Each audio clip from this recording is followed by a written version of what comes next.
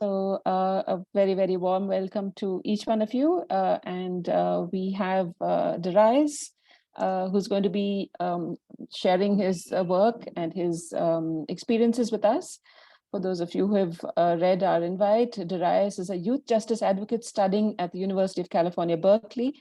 Over the past several years, he has worked in local youth court systems and served as the chair of the Santa Clara County's Peer Court Advisory Board. And as a chair, he oversaw an increase in program completion rate from a 64.4% to 95% over the years of 2018 to 2019. And in 2020, Darius received the National Jefferson Award in recognition for his work, expanding restorative justice initiatives in peer court since 2016. So it's really exciting for us to listen to Darius and the wonderful work that he has and he's been recognized for. Outside of the youth courts, Darius works to integrate restorative practices into the juvenile justice system as a Santa Clara County Youth Commissioner. And as the commissioner, he inspects county and state juvenile detention centers, law enforcement stations, and county foster care facilities for compliance with state law. And as a youth justice advocate, Darius has pushed for the implementation of restorative justice circles, greater access to mediation services, and step-down services in youth detention centers. Darius is passionate about expanding restorative practices and is excited to discuss more ways these practices can be integrated into youth systems. So Darius, it's wonderful to have you with us and on the Zoom call with the participants from all across the country. We welcome you to this, and we hope that we'll have a rich discussion. Please feel free to share your questions on the chat, or if you'd like to unmute yourselves after Darius finishes, we'd be happy to take some questions. So Darius, without wasting any more time, over to you. Thank you so much for that warm welcome. And as I was mentioning a little bit before, I'm so incredibly honored to have the opportunity to speak to you today. And like Arlene said, we're gonna ask questions during, we'll have some question and answer period afterwards. So I would love to have people participate and ask as many questions as they can throughout the process. So without much further ado, today I'll be talking about restorative practices, both within the incarceration system and then outside its diversion programs, and specifically peer court. So just going over the agenda a little bit. First, we'll be talking about integrating restorative justice practices into our justice system. In that case, I'll be talking a little bit about probation departments, how our specific counties that I work in, Santa Clara County, how we've worked to integrate restorative practices, whether that's through mediation, restorative circles, vocational skills. After I talk a little bit about that, I'll move on and talk about youth court, peer court. I'll use those two terms interchangeably throughout. They mean the same thing to me. It's just a group of teenagers who are creating this semi-restorative circle, semi-recreation of the criminal justice system. So we'll talk a bit about the structure, how the program works, what kind of interventions we offer. And then finally, I'll talk a little bit about the case studies. Things that have come up in peer court. I chose two very interesting instances that I worked on as an advocate that I thought we came up with some interesting interventions. So I'll offer you guys an opportunity to brainstorm.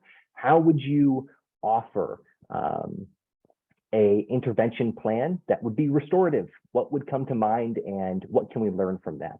And then finally, I'll talk a little bit about restorative justice practices within the incarceration system regarding education, and specifically this very, very inspiring case that currently he's still in our incarceration system. So first, a little bit of background. Who am I? Arlene mentioned I've been working in youth justice since 2016. It's when I started working at peer court. From 2018 until 2020, I was the chair. I only have information, unfortunately, about 2018, 2019, of course, with COVID, that cut us a little bit short on the 2020 data. But I want to give a couple of experiences from that. Besides peer court, I've been working as a youth commissioner. And so when I talk about the incarceration system, I'm talking about it from the perspective of someone who works as an auditor. I work to ensure that state law is being followed. We'll go into detention centers and work one-on-one with youth, but my role is primarily that of like a watchdog. Are the practices being used? If they're not being used, we then will offer recommendations that have the full force of the court. The court stands behind us, and so all the different systems that we deal with, if we offer in a recommendation, it tends to get followed. And so I'll talk a little bit about that as we go. And also just a little bit of a photo. I thought this was funny as I was making the slide. This is me back in, I think 2018. That's not actually one of the youth. It was a little photo shoot that we were doing, but a little image of my high school self. So some background. I'll be talking primarily about Santa Clara County. What's a county? Well, in each state, there are 50 states in the United States. In each state, it's broken up into individual counties. These counties work as the court systems. So a city might have local departments, police departments, but any sort of case that if you get arrested by a police officer, it goes to a county court. So in Santa Clara County, there are 58 counties in California. Santa Clara County is the, I think, 5th largest in the state. We've got about 2 million people, a pretty diverse population, and that is very important, especially within United States, I guess, metrics, is understanding our backgrounds. We have a very split divide right down the middle of Santa Clara County. East side it tends to be lower income Hispanic Black communities versus the west side, which is a higher class, tends to be white or South Asian communities. And so there are these divides that we have to be very particular about when we focus on restorative justice, is understanding cultural background as well as income disparity, which I'll talk about in a little bit. So without any further ado, we'll talk about restorative justice practices within the incarceration system and how we've integrated them and how we support youth voices within the justice system. So, like I said, understanding the background. We have a severe problem in the United States. We incarcerate the most amount of people in any nation in the world. It's a fact. And we do that, it tends to be along racial and income disparity lines. Now, California has one of the lowest, I'm going to call it recidivism. That means that after someone is incarcerated, what is the likelihood or what is the rate that that person then commits another offense? So recidivism rate. We've got about a 46% recidivism rate. That means that if I flip a coin, half of those people are going to recommit an offense and return back into the incarceration system within 3 years. That is a problem, and it is the problem that we use restorative justice principles to address. Now, if you're thinking to yourself, wow, 50% of people will recommit a crime, that is a large number, then notice that the United States, our nationwide percentage is 76.6%. 3 out of 4 people within 3 years will recommit a crime. And this is not an issue that is a person issue. It's not that we are incarcerating people who have a tendency for crime. The moment that you enter into the system, your likelihood of recidivizing increases by an incredible margin. So our goal is to divert people before it even begins. And that's what peer court is. And if people have entered into the system, which is what I'll be talking about now in terms of our restorative justice practices, how do we make sure that they don't recommit crimes? How can we use the system which has been designed? It has been designed for this. And that is the scary part. How do we use that system that has been pushing people back into prisons to push them out? So just to give a general idea of how youth offenders will enter into the system, or I'll say youth who commit any sort of crime or harm, there are two things that happen. Either first, they'll enter into a diversion program, which is peer court, and diversion programs offer a variety of benefits, whether that is a youth file will get sealed once they finish the program. That means that their record, their criminal record, ceases to exist. It's as if it never happened. And that is the greatest benefit that can be given to a youth, because criminal records follow. So a youth who's then applying to a job or applying to college would have to mark that they have been committed a crime and that they've received some sort of punishment or sentencing from it. So if we can prevent that from coming onto someone's record, that's all the better. If they don't enter into a diversion program, it depends on the citation or offense, they'll go through criminal proceedings. That'll either lead to court-assigned service or incarceration. This is a very general diagram, but I just wanted to give you an idea. Now, one of the things that we do from the very beginning to integrate restorative practices is each youth is assigned a single probation case manager. That means that they will have a person that they can follow and talk to throughout their time, either diverting away from the system or entering into the system. And so that creates a single face, a person they talk to, builds rapport, builds trust. And so we work very hard on making sure that a youth will always have access to that case manager, someone that they can speak to. Now, some of the core tenets that we focus on in terms of restorative justice, and I'll go into depth into all of these a little bit later, is we want to build vocational competency. When I say competency, it's important to understand that a lot of these youth, when they enter into the system, are reading about 5 standards below their current grade. So if they're a 10th grader, they're reading at about a 5th grade standard. Math is even worse. Math will be a 4th or 3rd grade standard. So the discrepancy in education is massive. And we don't have youth within the system for an extended period of time. They might be incarcerated for 3 weeks, 4 weeks, 6 weeks, 7, 8, 10, and you cannot increase a youth's education during that time 5 standards. So we want to be working on still providing them education, but also vocational work. Our goal also, being a core part of restorative justice, is rebuilding bonds between a community, a survivor, and the person harmed, is rebuilding community and youth relationships. We also have a system called Positive Behavioral Intervention and Support.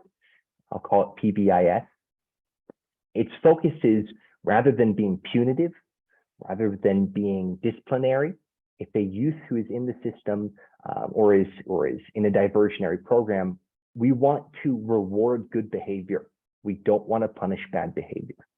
And so we follow it from a positive standpoint. How can we applaud youth?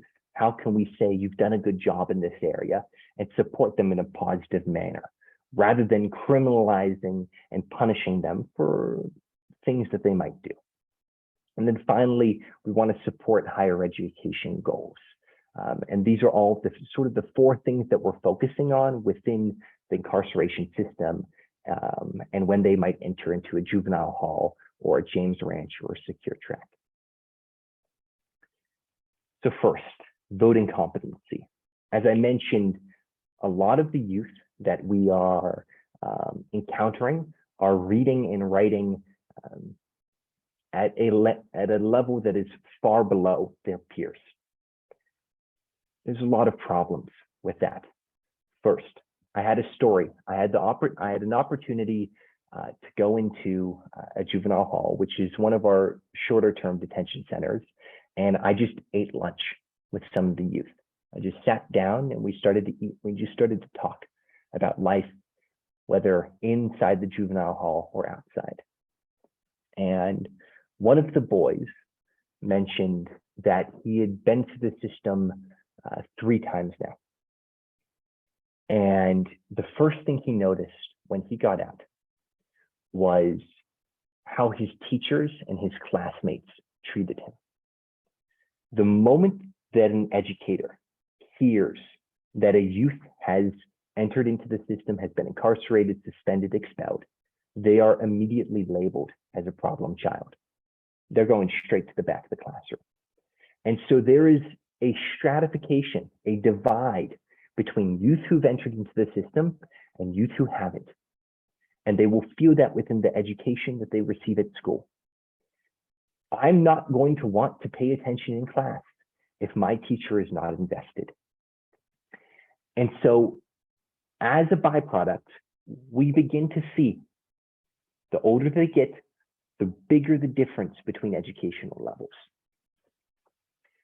The way that our system works is we provide educational credits for an incarcerated youth based on the time that they sit in a chair. If I'm sitting, I'm receiving credit. That's great for providing educational credit and artificially bridging that gap between the youth. We can say afterwards, oh, they sat in the seat for a specific amount of time, and that means that they're now at the standard that they should have been. But that's not exactly providing them with the skills and the benefits that they should be receiving. So instead, we do provide them with quality education. We focus on providing them with history, language, background skills, of course. But we also focus on vocational skills, vocational competency. And we do that in a variety of ways. The most important one, at least for us, is union contracts. Someone who is union certified will be provided union rates. So a union worker might be making 2 or 3 times more than a contractor who's not union certified. So when a youth enters into the system, we immediately begin providing them with vocational skills, whether that's electrical engineering, plumbing. In this case, I've got a photo of welding. We've got an amazing welding program that we've been building over the years, and we've been investing in so that we have union certified teachers who will come in and provide education, life skills for the youth. And that way, a youth can exit the system, sure, knowing more about English, sure, knowing more about math, but actual, tangible life skills. Ones that can rebuild the bond between the community and the youth. If a person has education, has a background, has professional skills, that provides them with the opportunity for work, to not commit crime. There's been a long-standing history of education being tied to lesser instances of committing crime. So we provide them with a vocational education in order to help with that. We also provide them with, and I'll talk about that later, with youth voices, whether that's music, art, and so on, as a way of expressing. But that's in terms of building competency, vocational competency. We also, like I mentioned, want to rebuild community efforts. So whether that's through victim offender mediation, we hold as long as the person who's been harmed, the person who's committed harm is open to mediation, we want to rebuild that bond between a victim and an offender. And so we hold victim offender mediation. We also recognize that this can be a very stressful experience for parents, that parental support is necessary as a way of building a bond between a youth and their community. If you don't feel supported at home or parents are concerned, then the youth won't feel as strong of a connection with their community. So we have support groups every Thursday at our long-term detention center. Youth and their parents have an opportunity to meet, and they'll sit down and the parents can bring homemade food. So the youth, being still a kid, can have the opportunity to continue to build that bond with their parent. The sad part is that the moment that you rip a child away from their family, the connection immediately begins to fray. So continuing to build that connection between a parent and youth is paramount within our practices. We also provide drug and alcohol treatment programs, mental health services, so that youth receive the necessary help while they're within the system, such that when they exit, they have some sort of protection, some sort of resilience that they've built up throughout the time that they're within our system. And then, of course, we also host restorative circles. Those are primarily hosted through NGOs, nonprofit organizations who will come in and host circles. There's one group, Prison Literature Project, who will bring books. They create libraries for youth so that youth can have an opportunity to learn, to read with tutors and with local members as well of their community. So these are sort of some of the practices that we do in order to support youth once they're in the system.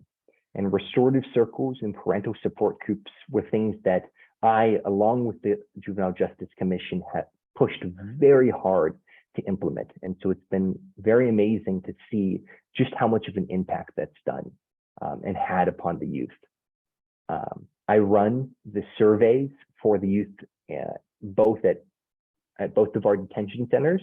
And so one of the things that the youth brought up most during our last survey in 2021 was how much they appreciated having the opportunity to meet their parents. And so that is, I cannot state enough, a huge component of rebuilding a community and offender bond. Next, as I mentioned, education. We provide a variety of higher educational services, whether that's associate's degrees, which I talk about in one of the case studies.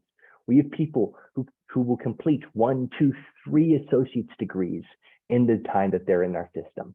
And so providing them with an opportunity of not only an associate's degree, but also earning bachelor's degrees.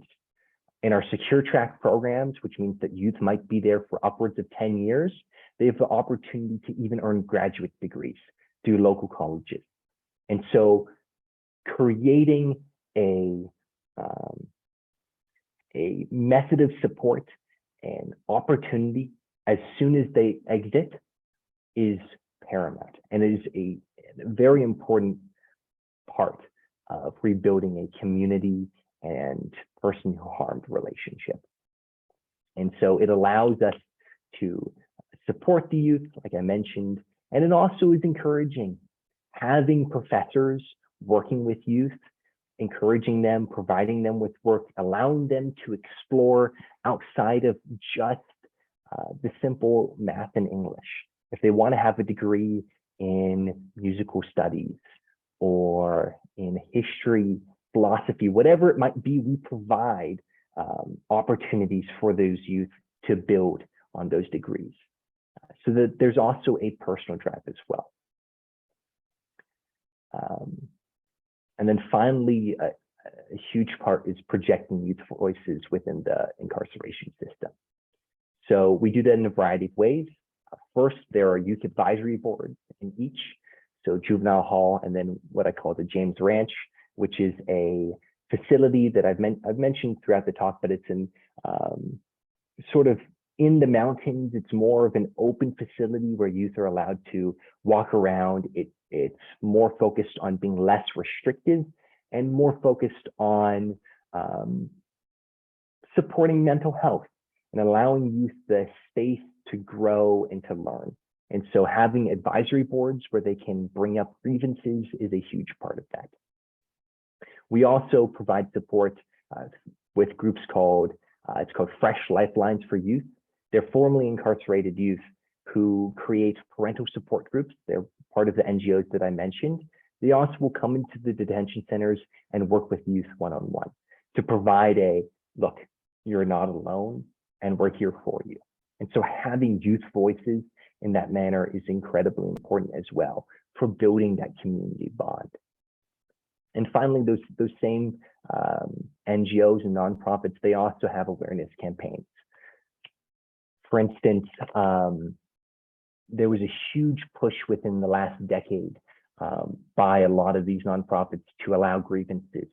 So youth can now submit grievances saying, for instance, our showers aren't warm enough, or we aren't being heard on our food preferences, or we don't feel like we have the opportunity to express ourselves through music or art. And so through these campaigns by outside sources, there's been a lot of influence and push to rebuild community as well as the youth themselves. I mentioned a little bit about music.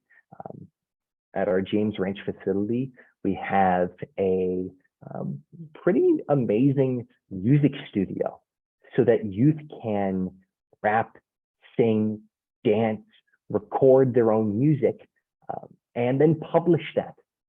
We just recently had a youth release on, I think, Spotify, which is a music listening app. They published their own work. And so the youth was able to express themselves, show personal issues that they've been struggling with in ways that are not just simply writing. It can be through music, it can be through art. We have an organization that comes in and works with the youth so that youth can draw and can paint. And so that youth voice comes out very strongly as well. And so that sort of wraps up, because I want to be sort of wary of the time. That wraps up the portion about the incarceration system. And if you have any questions, feel free to ask. I'll also open it up for Q&A at the end. Moving along, I'll be talking a little bit now about youth court. So before we were talking about incarceration, once a youth has been cited, goes through, a judge says, we'll sentence the youth and they'll enter into the system. This is a diversion. So the youth ideally will never meet up with a judge within a sentencing hearing capacity. So again, that sort of diagram, if before we were talking about criminal proceedings, now we're talking about diversion programs. And the benefit of youth court and peer courts is that we offer file sealing. So if a youth comes through the program, if they complete our interventions at the end of it, file is sealed and it's as if it never happened. So a little bit about peer court. Like the name says, youth court, peer court, it's fundamentally based on this idea in the American system of a jury of peers. It's enshrined in the Constitution, and adults get that opportunity. An adult who commits a crime is able to, it is their right to face a jury and to offer themselves a defense. In the youth justice system, youth are not afforded that. There are not any youth like juries, period, at least within the state of California. So youth offender will not appear in front of a jury. Instead, it's dealt with entirely with the judge. There are problems with that. As a teenager, or I used to be a teenager, when I was a teenager, if an adult told me to do something, and they said, do it because I know it's good for you, as a teen, a natural reaction is say, hold on, you don't understand me. You don't understand what I've been going through, how I've changed, how I'm growing. It is a very natural reaction. And so in order to bridge that difference, that gap, we introduced the concept of peer court, where instead of appearing in front of a judge, you have youth advocates. I served as a youth advocate, and I also served on the jury. So a youth advocate would receive a case. Typically, it would be a low-level offense, vandalism, drug possession, maybe bullying. I defended a cyberbullying case once. And so each of these cases would be presented then to a jury of similar aged youth. So that might be 14, 15, 16, 17. We had a couple of 18-year-olds. And so all of these would create this very diverse jury from diverse backgrounds. We made sure that we had people from both the east side of Santa Clara County and west side, so that when you presented and you advocated to a jury, it wasn't just a single person, a single background, a single ethnicity, a single school, right? We wanted to make sure that if you were receiving this program, then you were able to voice your concerns to people who could understand you, right? And so that was sort of the idea of peer court. Like I said, at entry, the youth are assigned a peer advocate, and these advocates will work with the youth. We'll be given a little packet, and in that packet, it'll say, okay, what are the things that happened? Now, an important part about youth court is that in order to enter into this diversion program, the youth has to accept that they've committed some harm. That is the first part of restoring this restorative justice practice, is that the person who harmed has to recognize that they've done some level of harm. So the advocates will work with the youth to say, okay, let's take, for instance, the shoplifting case. I had a girl who stole or shoplifted, I think it was maybe $50 worth of t-shirts. Okay? And so she had a choice. Either she enters into peer court, which you do voluntarily, or then you go through the probation system. So she chose, you know what, I'm going to go through peer court. I'd like to be heard. And so in this case, she'd shoplifted about $50 worth of items. And so we talked. We said, okay, what do you think would be best for you? What would make you understand and help restore the bonds between yourself and the store, right? A lot of times it would be a corporation that someone may have stolen from. It can get difficult when the thing that has been harmed, that quote unquote victim, is not a person, but rather an entity or an organization. And so in that case, she said, you know what, the reason why that I chose to steal those items was because I didn't have money at home. Okay, good. Now what do we do? So in that case, we provided access to a youth employment center who work with youth to build resumes, to connect them with organizations so that they can begin to work within the community. So that was part of it. She also mentioned that she would be very interested in coming back to peer court. And that's a huge part, is not only are the youth coming in and working and receiving the services of peer court, but ideally the services would be so impactful that they would be motivated to come back to be a part of the jury, because they also have the opportunity and the experience that some of the other members in the jury might not have through coming through this process. So we brainstorm intervention strategies, and then it's presented to the jury. Now, the jury will take these intervention plans and they might counteroffer. So in that case, they said, great, the employment center is an amazing intervention. Coming back to peer court is amazing as well. But we would like a little bit more. We feel as if the understanding exactly the harm that was caused by stealing the $50 wasn't met. Specifically, there was a store manager who had been very agitated by the incident. So they recommended that she write a letter to the store manager, just apologizing, saying, I recognize what I've done and I'm sorry. And so the letter was sent, and the store manager and the girl ended up becoming close friends afterwards.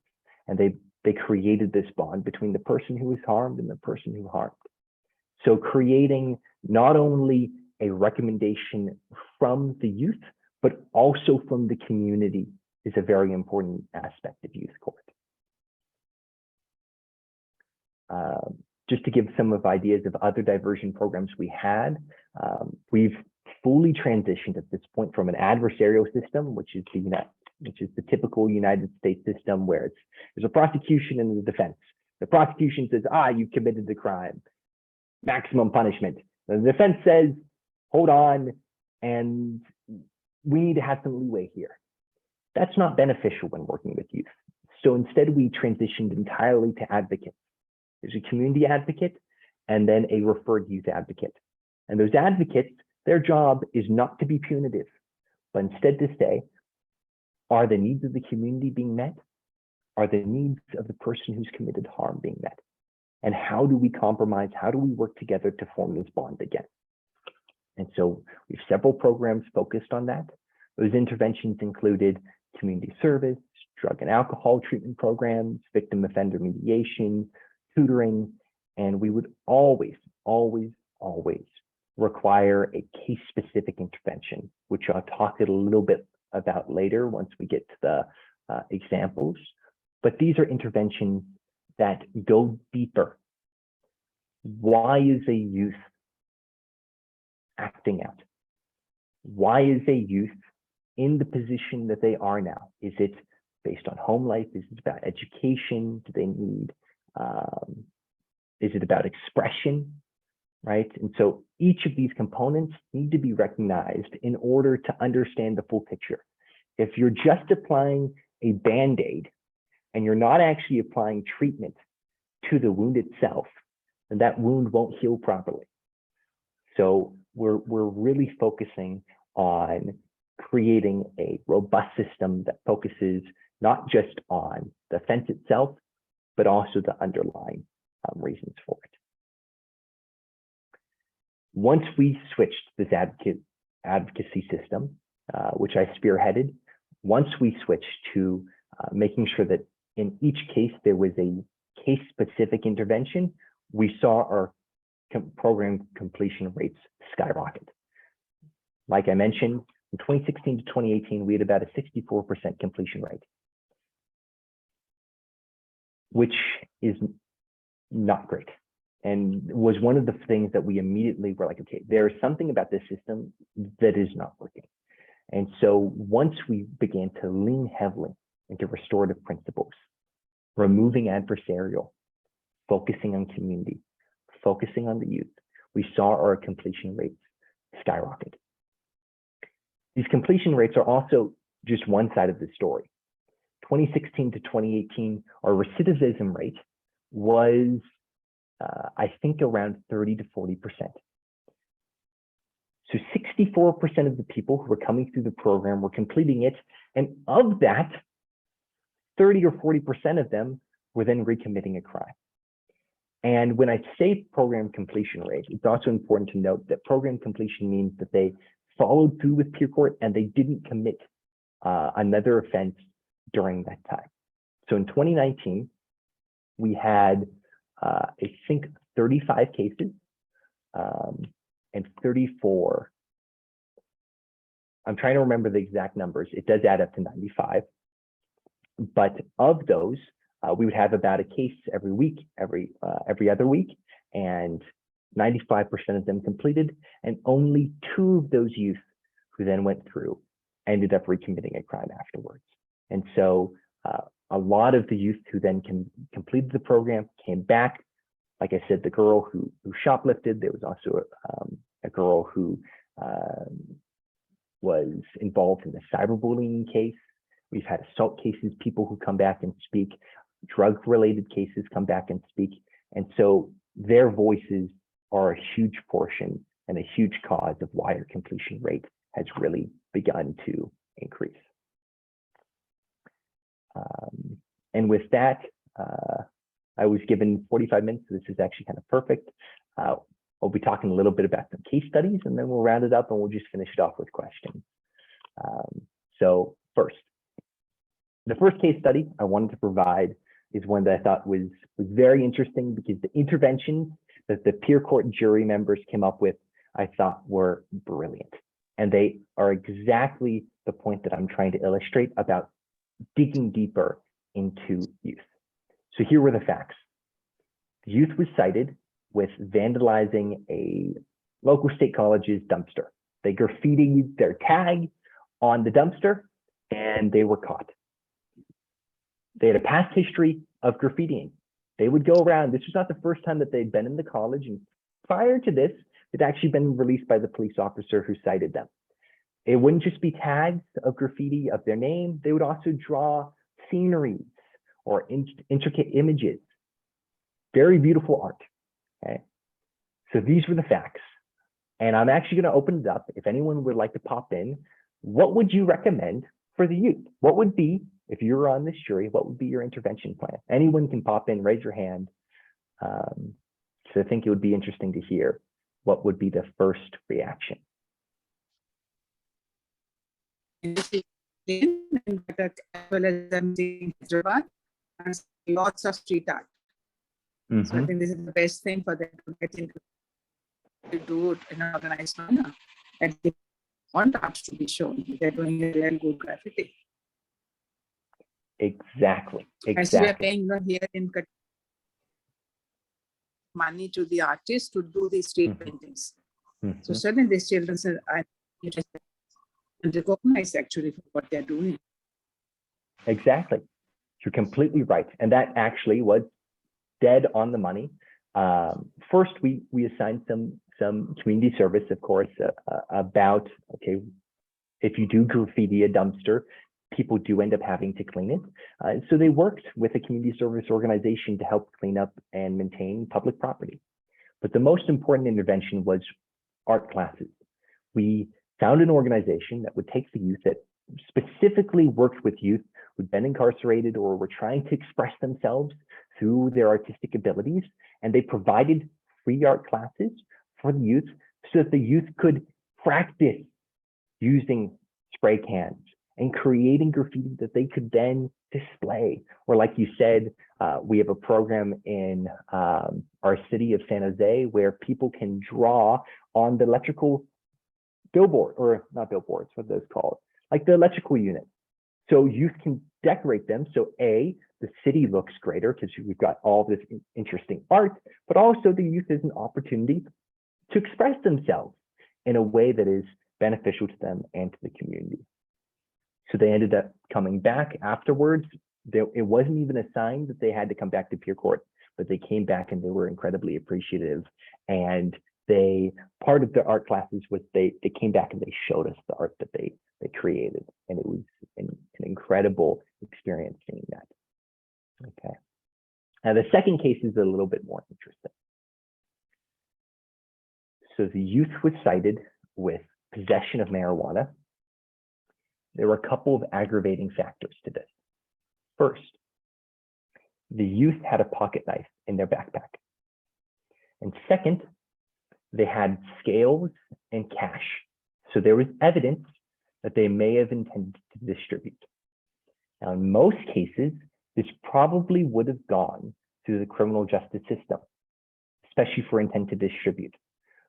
But luckily, we were able to work and they were assigned to the peer court program as a diversionary program. They didn't end up entering. So this is a little bit more interesting.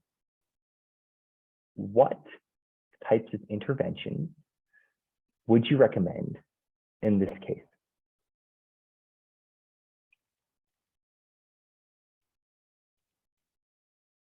It's difficult. Because, okay,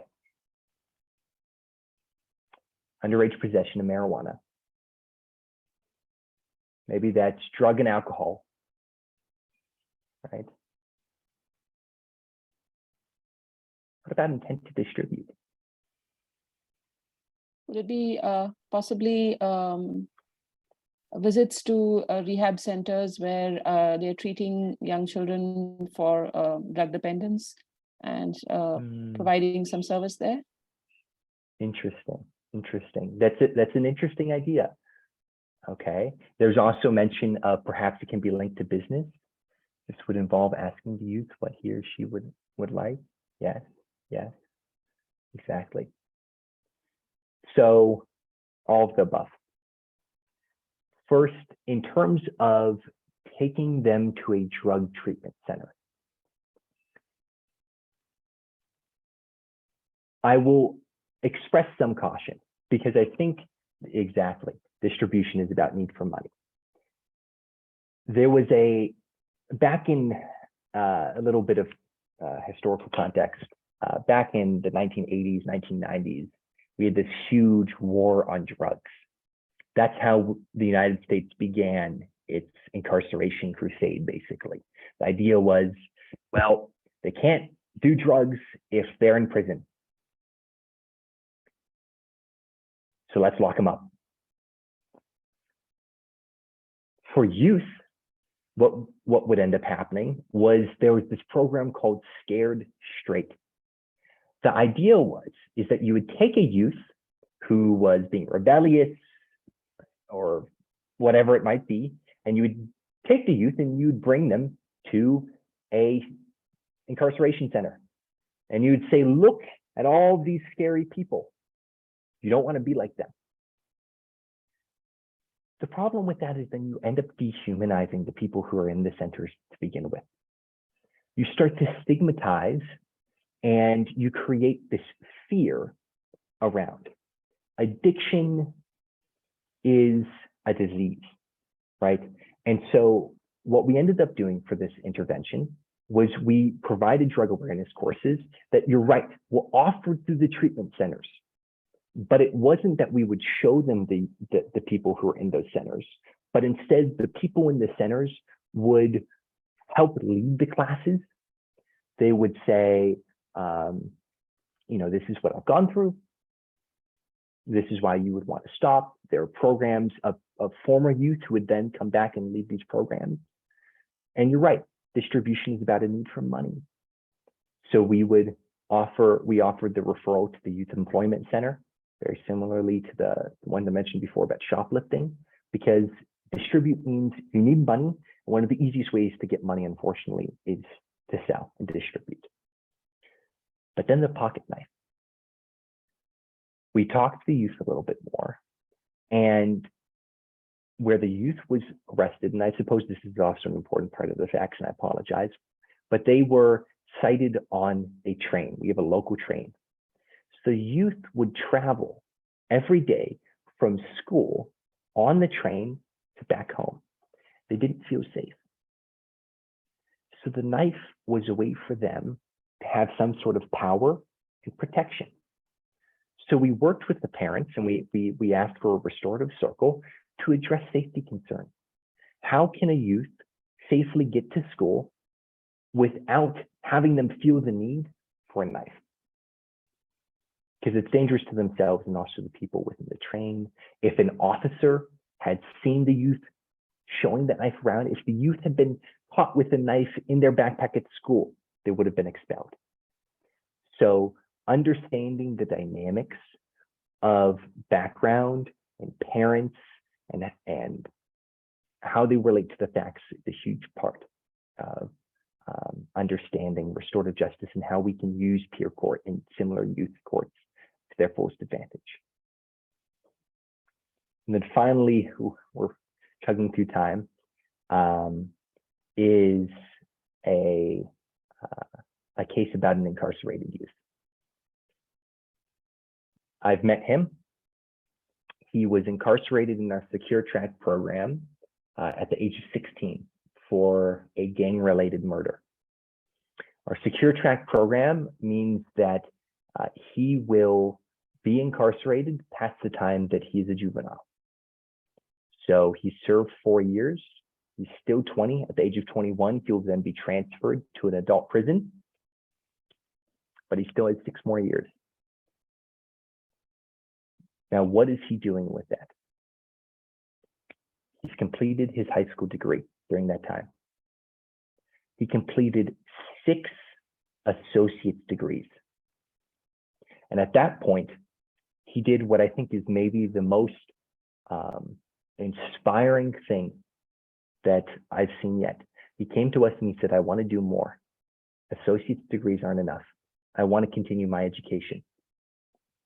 So now we've partnered with a local university so that he can receive a bachelor's degree while incarcerated as well, with his goal being that he will exit the incarceration system with a bachelor's and possibly even a graduate degree. He regularly participates in restorative circles with the family that he harmed to accept what he's done and to rebuild that bond. Right. But this is also, this last point is the most striking. It's the one that I want to leave people on, is that he has a 3-year-old son. So his, at the time, girlfriend was, I think, a couple months pregnant when he was incarcerated. So his son won't see him until he's 9 or 10. So what we've been working on is creating ways for him to connect with his children so that there is not the isolation of both him, but also the child. And so it's important to recognize that community, like we said, parents, sometimes with youth, it's also children.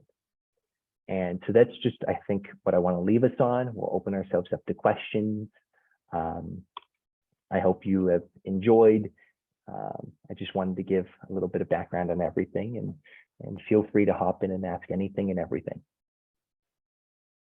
Yeah, thank you for your time. Thank you, Darius. That was really interesting and fascinating. I have a couple of questions. Of course. I'm just wondering, request all of you participants to please share your questions on chat. I also recognize Professor Asha Bajpai. Welcome, ma'am, and others. I can't see everybody's name, but welcome. And please feel free to send in your questions. I find some similarity within the system and the focus on the youth. I love the fact that it is not just supporting youth, but also supporting their voices. And this really means infusing the whole process with a recognition of the agency of young people, their right to be heard, their aspirations. So I'm really happy to see that. And of course, the focus on bridging that, if I should say, the generation gap is becoming even smaller and smaller as we see it. And to have youth sit on these juries, it gives an interesting perspective to hear from other youth what they think and what they feel and what they think is fair and just. I'm just wondering, I also see the resonance in terms of focusing on the aspect of accountability, as well as restoring and rebuilding bonds with self, with family, with community, and the persons harmed. So the embedding of the restorative circles in these processes is something that gives such an opportunity for families to and youth to reintegrate into the community. So the juvenile law in India, as most of us are aware, is meant to focus on that reintegration and rehabilitation. And this is an interesting aspect which we can talk about, perhaps open that up for discussion as to if at all this is going to happen in India. I have a few questions and maybe others if they come in. So my first question is, in terms of the selection of the jury members and their training, because the core of justice is that there has to be principles of justice, that has to be ensuring that the rights of the young person are recognized. So the support to ensure that the edifice or this infrastructure to enable justice by young people to ensure that it is rights-based. How is that ensured? So that is one question. I would to also share of your experience, Darius, on as the youth, as you shared at the beginning, as an inspector of the youth system, and some of the interesting features that you feel, or maybe stories that you have to share with us in terms of the transformation or the accountability that you were enabled to achieve. Two questions for now. Okay, wonderful. This is a great question. Can I also add a couple more questions? Of course, of course. I was thinking about your third scenario, where the child had been sent to the 10 years incarceration in two different places. But that's somewhat which is similar to what we have now provided for in our law. And I was just wondering to know that this is certainly one story, but what is the percentage, because when we're looking at the restorative practice within the incarceration system, what has been the outcome? Because what we are fearing is that having adopted the system, when our children will get out of the institutional setup after 10 years, 20 years, what they will be like, most of them.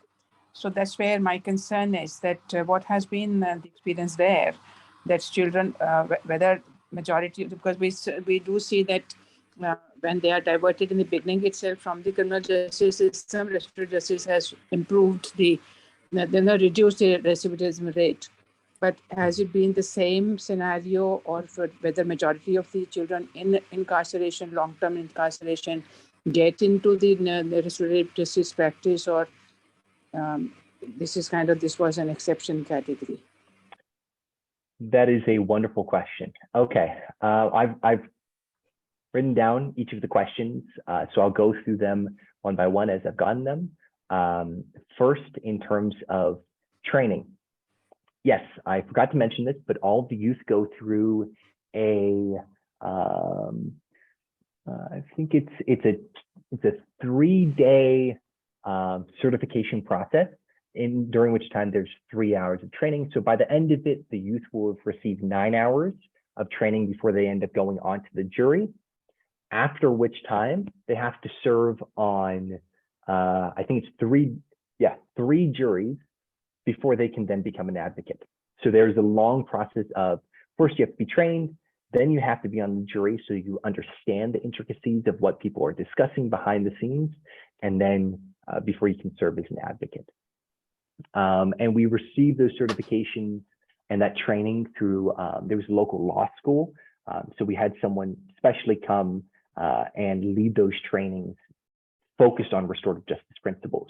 And so the first time that I ever learned about restorative justice was within peer court. And so it's something that we very much focus on.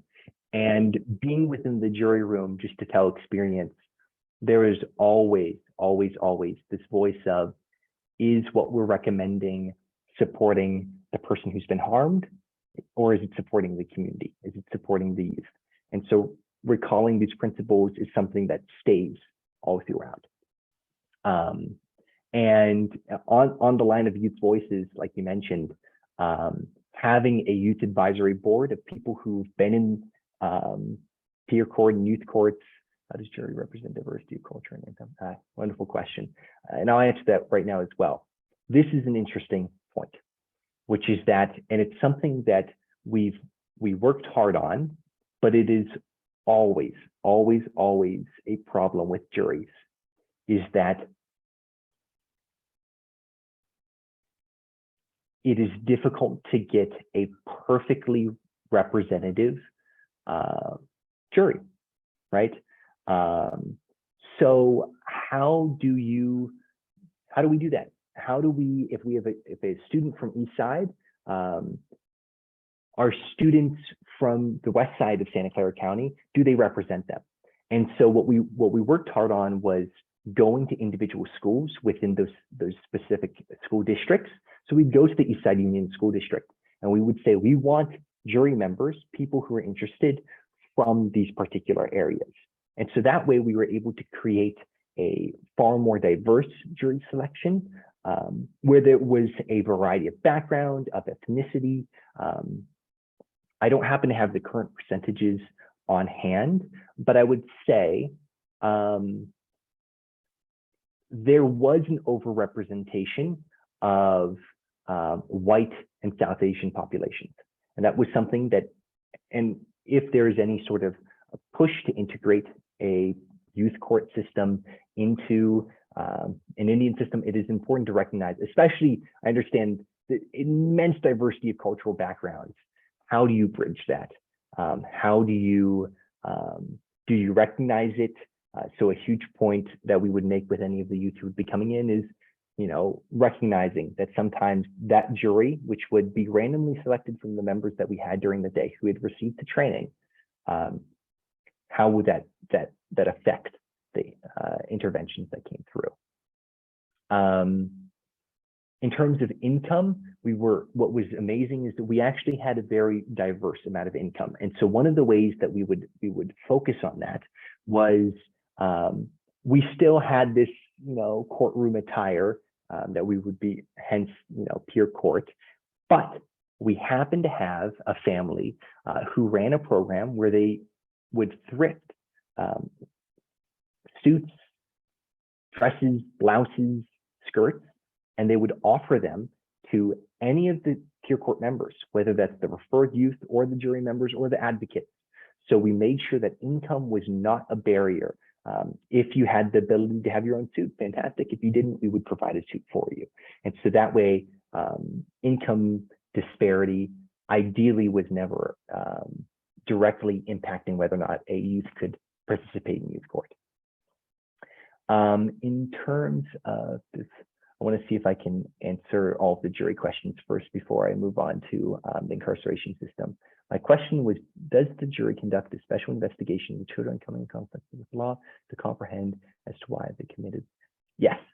So during the initial process, as the youth has been referred to our program, the advocates would sit down for hours and we would just talk. So one of the things is we would meet at typically a public space, a coffee shop. I'd buy the person some coffee. I'd say, let's just chat. We'd chat about school. How's life? How are your friends? Doing well? How's your family? We would ask that if the parent wanted to be there, the parent could, or the parent could just sit off a little bit to the side. So there would still be a little bit of rapport that could be built between the advocate and the youth. And we would use that to build our intervention plan. We would, because a precursor for coming into peer court was that they had to accept and admit that they committed the harm, that allowed us to ask deeper questions of why. Why did you commit this? Why did you come in conflict? And so understanding that, it would be an investigation from the advocates themselves. There would also be an investigation from the probation department, which is the ones that would refer to us, or from the school. So the school or the probation department would also work in conjunction with us to provide those background. In terms of my experience as an inspector, this is one of my favorite stories to tell because I think it perfectly describes why you need a youth voice in inspecting youth incarceration systems. To set the scene, I was, it was my, I think, second year of serving on the committee, and it was my first time inspecting a law enforcement agency, of course. My first time inspecting a law enforcement agency, and I was joined by a fellow commissioner who she's about 60, 70, and she'd happened to recently have a procedure on her nose to help her breathe at night. One of the byproducts is that she couldn't smell during the recovery period. So we walk into a secure detention facility where the police, there are two types of restraint, either non-secure or secure. Secure means that the youth would be restrained. They would be handcuffed and they could not leave the room. So we walk into this room and I am hit by one of the most revolting smells of in my entire life.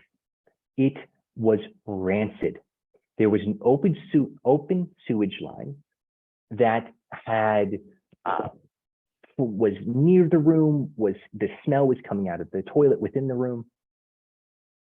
I couldn't actually remain within the room itself. I had to walk out and start coughing. Now, the police officer remained in the room, deadpan. And my fellow commissioner, who just received the surgery, couldn't smell what was happening within the room.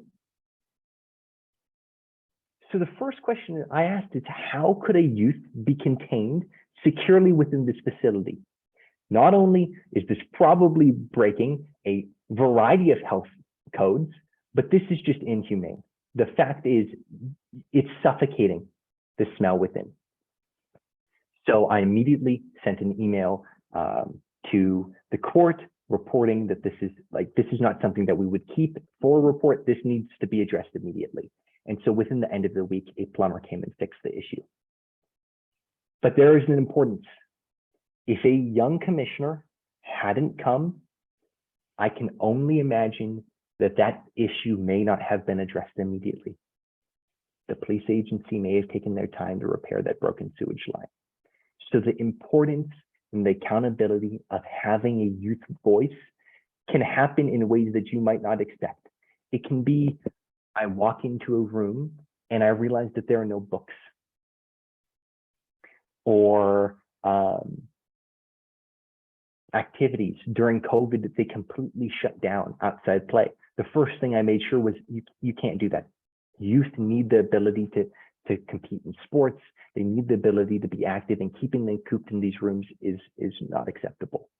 And so accountability from the lens of youth voices, especially as a commissioner working closely with the government, to ensuring accountability is, I think, incredibly important.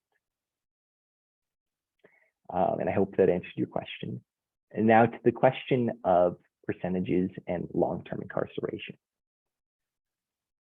That is a difficult question to answer for a variety of reasons. First, in the United States, a youth court record is very well guarded.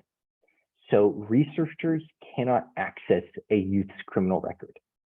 A college, a university, a school can. They won't know the crime. They'll just know that there's been an offense on the record.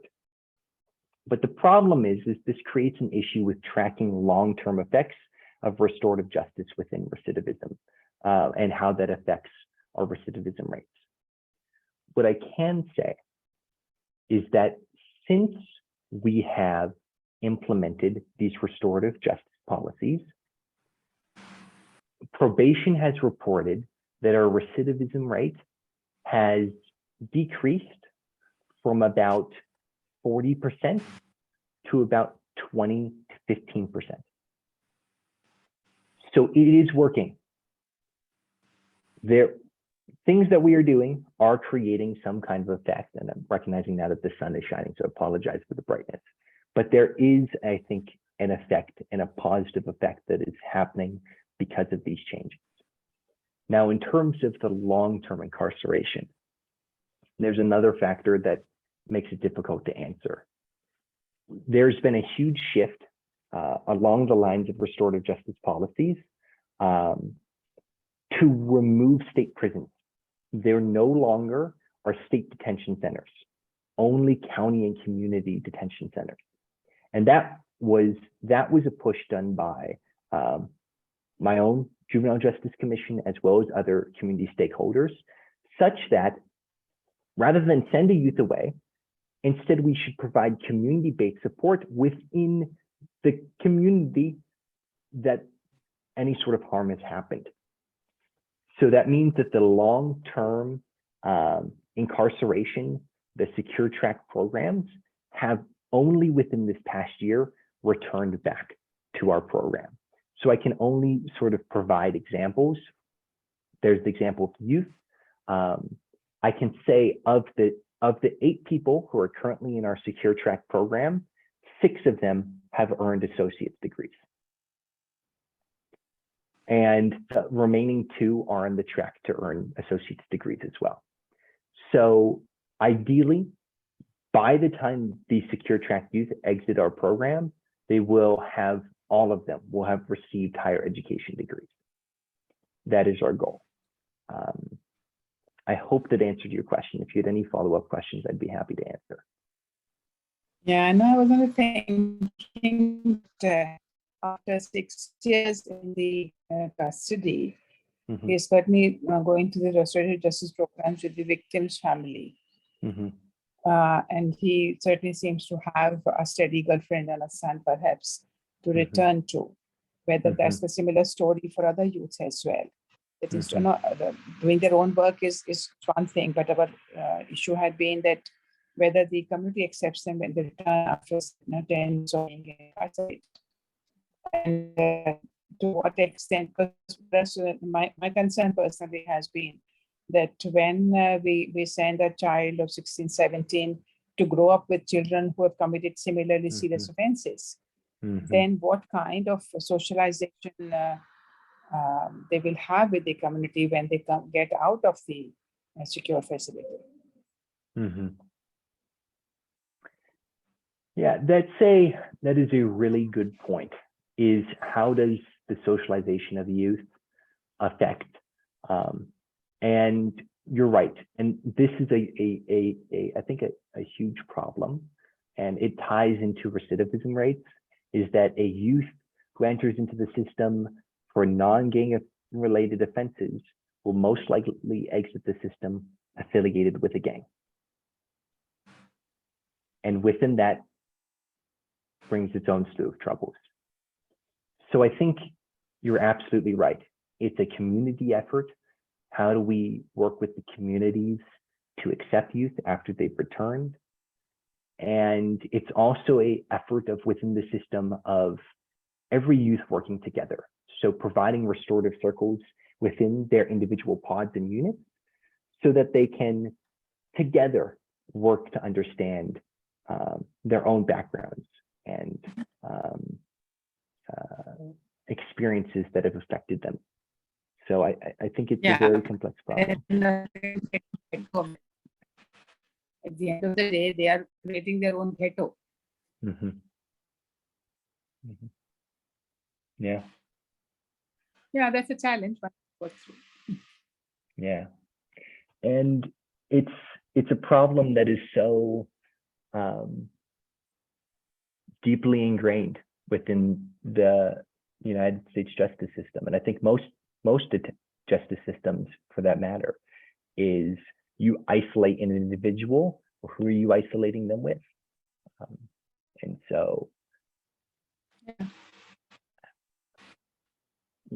Our major contest has been this only, that you cannot create robust children, robust citizens of tomorrow by putting them in custody in the company of other children who have committed offenses and have been showing a lot of maladjustment as such. Mm-hmm. So the whole policy, and we have followed America blindly, not really learning that, the Americans are now talking about going back to restorative justice of community operation and all, but we are moving towards where you were in 1996. Yeah. Yeah. Mm-hmm. And we've even in recent years, incredibly progressive cities like San Francisco, Portland, very strong restorative justice, like strongholds, has seen a resurgence of tough on crime. San Francisco's mayor just recently announced that she's going to be launching a campaign with police and law enforcement to again arrest people for drug use, which is not a restorative justice principle, and it's not going to create change. So working within those boundaries becomes an intense problem. Yeah. I do want to make sure that I answer the other question. So one question was, how does peer court safeguard against net widening and discrimination against young people based on their race or ethnic identity? This is a good question. The ideal safeguard is that you create a jury that is diverse, so that the people who are entering into that jury are understanding, have the experiences, and it is not a punitive measure where specific ethnicity or race is offering these interventions in a way of, oh, we know better. And so that is a very important point, especially when training peer court members, is that you're offering interventions. You are offering the youth. You are not ordering the youth. And that's a very subtle, sometimes, distinction, but it's an important one that we make.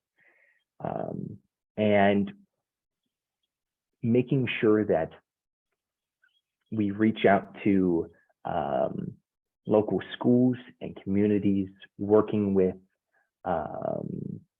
specifically Latinx organizations, Black organizations, to get Latinx youth, Black youth to come to peer court, to work with us, to engage in our community and to engage in peer court such that there is not just that discrimination. I brought up education and the disparity between income at the very beginning. Most people view peer courts and youth courts as a precursor for law. I want to become a lawyer. Let me join peer court. I can be like an advocate, an attorney. And the problem then is people who have those aspirations and those dreams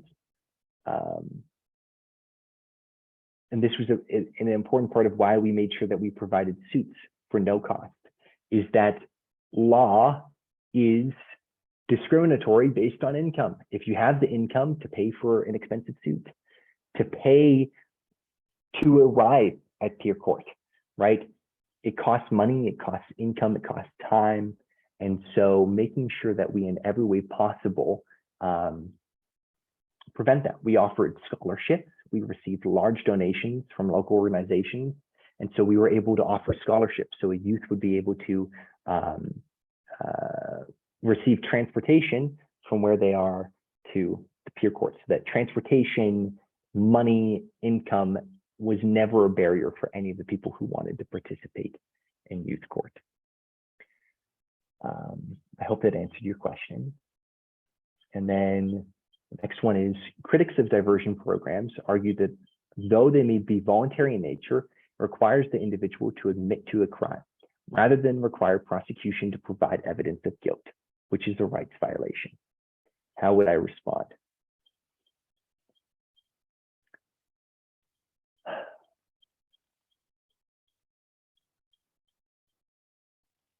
I think the answer would probably be it's right outside, I apologize, would be yes.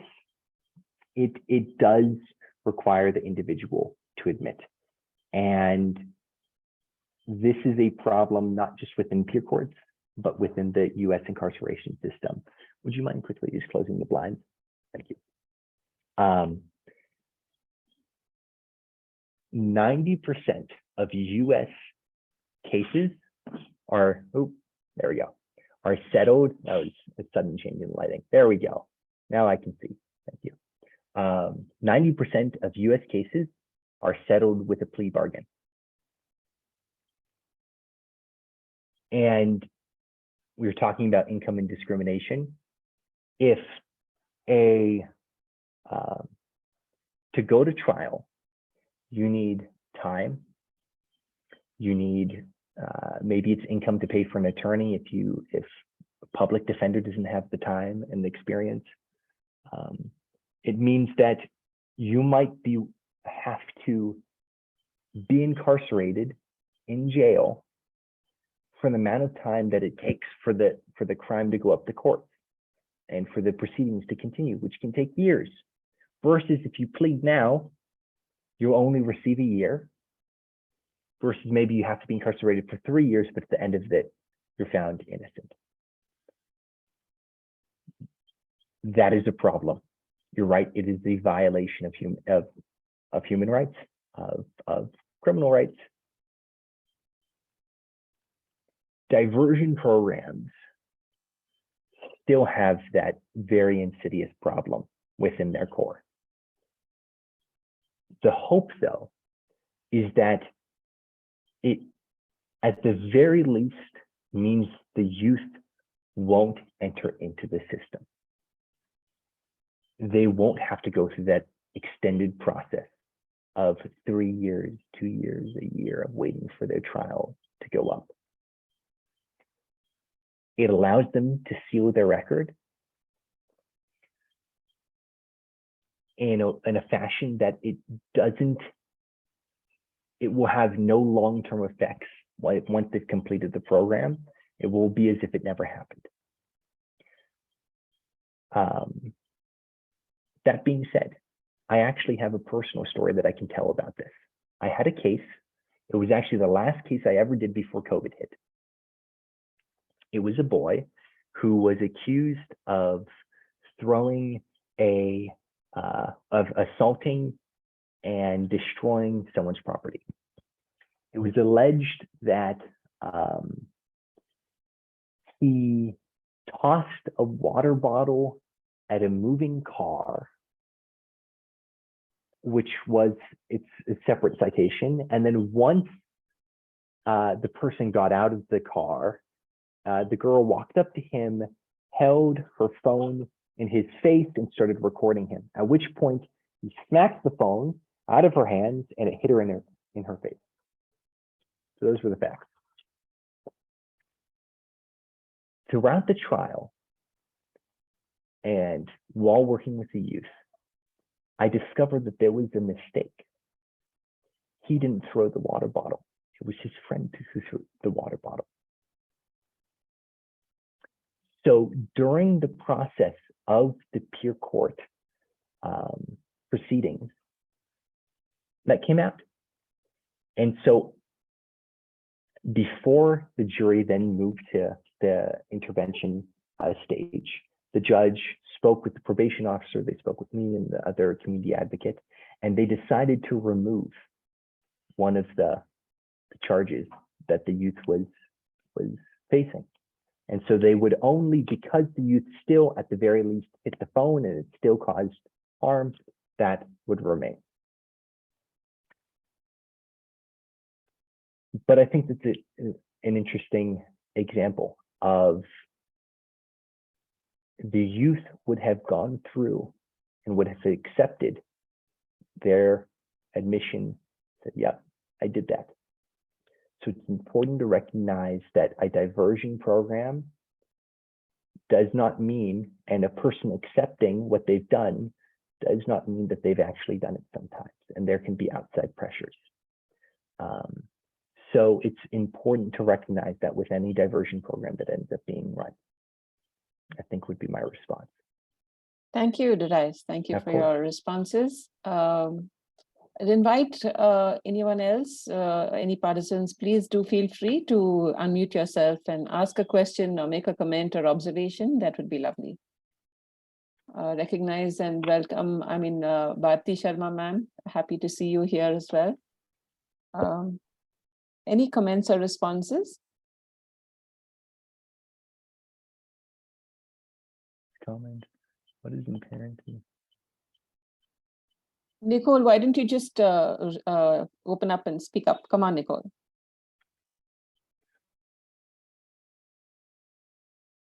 Give me 1 sec. I need to just change my location.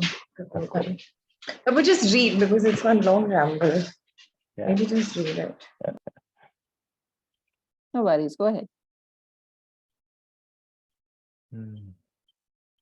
Yeah. So somewhere I feel, because this is so state dependent, there's like a little bit of an inherent conflict that maybe when, we struggle because it's a certain kind of service for a certain kind of child that doesn't ever, I feel it doesn't question structural inequities enough.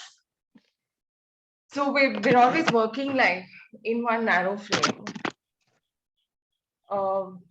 And it's cyclical. And I feel like the US and India are quite similar in that respect, and many other countries. So do you see that as an issue at all? Oh, 100%. I completely agree, especially as I read through your comment.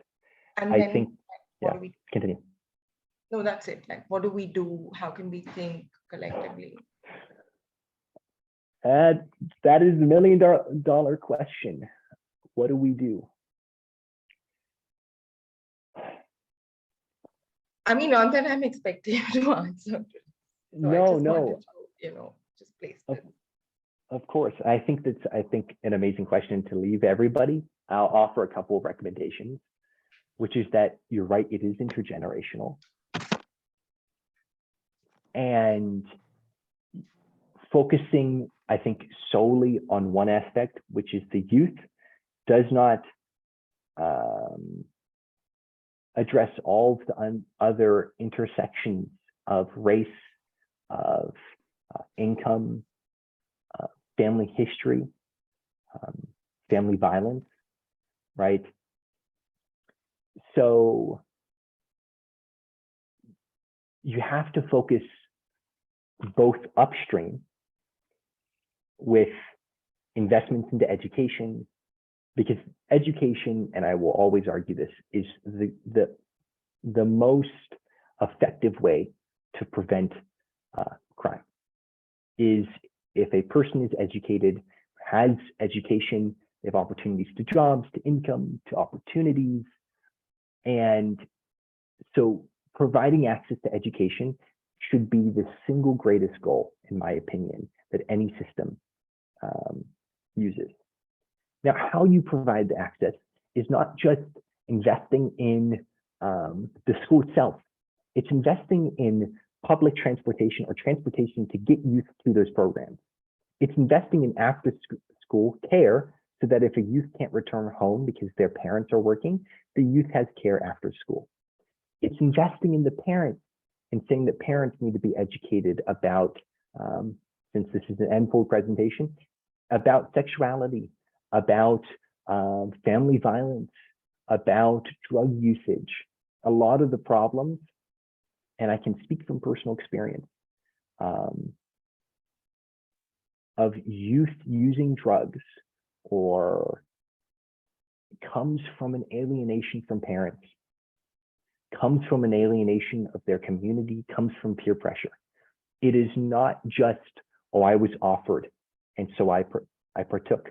There's always a deeper reason. Maybe it is a mental health issue. Maybe it's a family issue, a societal issue, a stress-related issue. And so in order to break this cycle, which I want to make a quick note. The scary part about the system is it's working exactly as it's intended. It's supposed to be cyclical, right? Yeah. That's the first thing that we need to acknowledge, is that the system having a 76% recidivism rate, job well done. That's exactly what it was designed to do. The only way we are going to break that is if we remove parts of the system. So whether that's shutting down state prisons, shutting down youth detention centers, and putting that money into education, into community projects, building up communities. You mentioned income. I'll provide an example. In San Jose, which is the city that I grew up in, there was a street. It had a very ironic name. I think it was called like Play Street or Toy Street. There's some like name. The irony was that it had the highest murder rate in San Jose. It was the most dangerous street in San Jose. So in 1990, early 2000s, what San Jose did was they invested a lot of money into that community. They created community centers. They recreated the street itself. They new pavements, new shops, they poured money into investing in those communities and those schools. Since then, it's become one of the more safer streets within San Jose. And so providing resources to communities is an important, very important part of focusing upstream, and maybe one day breaking those cycles. So I hope that was a little bit helpful. Thank you, Darius. And Of thank you, course. Nicole, for that If question. I can just add one more thing. Please, Because you know of course. that graffiti case you mentioned, Mhm. like to me, that was more political. Mm. And just teaching them art without being conscious of the politics of where that anger is coming from is something that I feel like if we're not addressing that, then we're not really hearing their voices. You're right. So yeah, that was something.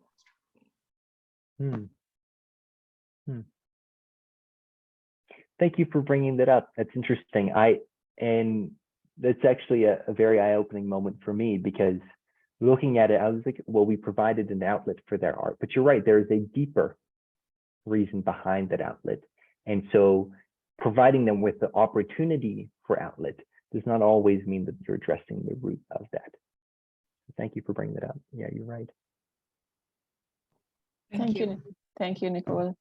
Is there anyone, maybe a last question? Our time is over, but I just wanted to perhaps add on, Darius. I would think that also restorative justice processes in a way, especially if a case is not even reported to the police or not reported to the justice system, there is a huge opportunity for communities to come together and address that harm, to have conversations in which victims' voices can be heard within the community, they can be supported, and where persons who've done harm could also be within community, again with support from people who do care for them, also enable that person to be express remorse and be accountable for actions. So restorative justice processes need not always be state dependent, and that is the whole continuum of the various methodologies, approaches, and strategies through which people can be restored to their best selves,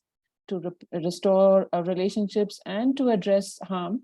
Of course, this begs the question in terms of the nature of that harm, and these are very big questions in terms of abolitionist movements, etc., which I think is a subject for another webinar. Oh, another topic, yeah.